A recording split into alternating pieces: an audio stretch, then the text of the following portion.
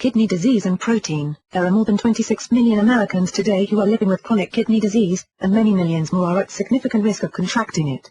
It is very important to detect the progression of the disease in its early stages, before kidney disease becomes kidney failure.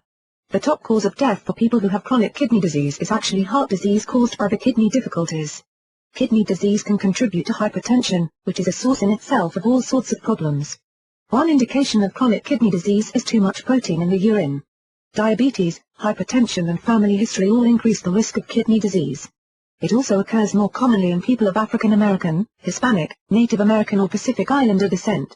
Symptoms of kidney disease include increased urination, fatigue, nausea and or vomiting, drowsiness, decreased appetite, difficulty concentrating, itchy skin, numbness, muscle cramps and darker skin color. It takes several tests to perform an accurate diagnosis, such as urine albumin and serum creatinine. Blood pressure tests are sometimes a good indicator for the young or those who have no major risk factors for hypertension. Often, chronic kidney disease develops so slowly as to have no initial symptoms whatsoever. It is even possible to have chronic kidney disease and acute kidney disease at the same time.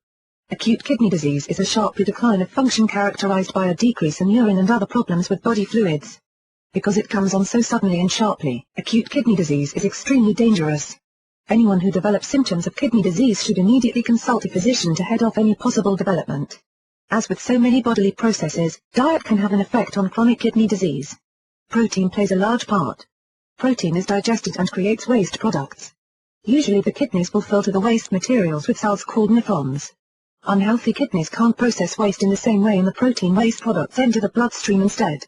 The first 4 stages of the disease will probably require the patient to take less protein. Stage 5 is a complete reversal, with extra protein intake being required. Chronic kidney disease is divided into 5 stages based on the glomerular filtration rate, or GFR, which is basically how much blood the kidneys are able to filter.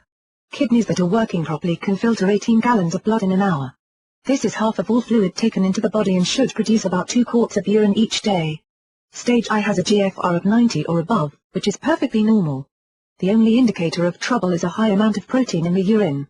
Stage 2, GFR of 60-89, Stage 3, GFR of 30-59, Stage 4, GFR of 15-29. This is the final stage where the kidneys cannot operate without aid. After this, dialysis is necessary. Protein will collect in the blood at this stage, bringing a loss of appetite, weakness, vomiting and or nausea and sometimes even changes in the way that things taste. It is vitally important to control the blood pressure level and the amount of protein taken in. Diabetics must watch their blood sugar levels as well. Protein intake should be around 12% to 15% of total calories in the first 3 stages of chronic kidney disease. This is not too different from a regular diet. Just as an example, a typical vegan diet contains about 10%-12% protein. At stage 4, the patient should take less protein, perhaps at about 10%. This is not easy to do, considering how many foods contain at least a little protein. It can also lead to deficiencies, which is why it is important to consult a doctor before making such drastic changes in your diet. There are 2 basic places to get protein in your diet, animals and plants.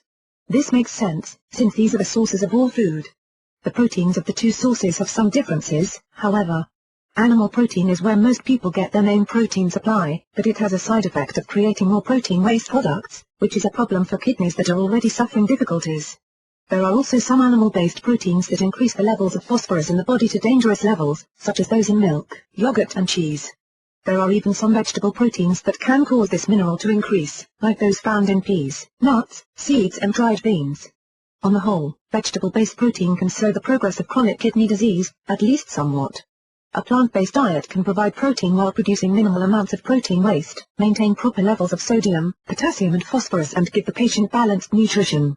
Even for the chronic kidney disease patient, some protein is necessary. After water, protein is the most common substance in the human body. It is possible to take too much protein, but it is also necessary to live. Lean muscles are created from protein. Protein also helps in the digestion process, sleeping and ovulation. How protein supplements can help. The illness that comes with kidney disease may make it difficult for a patient to take a traditional meal. A protein shake or a liquid protein supplement can be a good meal substitute. The protein in supplements is also easier to digest, which means fewer waste products in the bloodstream. The qualities of a good protein supplement include the right amount of protein for the patient's current diet, the best quality of protein and other nutrients, the absence of ingredients that may be harmful to the current diet, good tasting and easy to take. One option to consider is ProfectR, made by Protica. ProfectR is a liquid protein shot containing 25 grams of protein but only 100 calories. It is fat-free and carbohydrate-free and contains the entire daily supply of vitamin C as well as 10% of 5 of the B vitamins.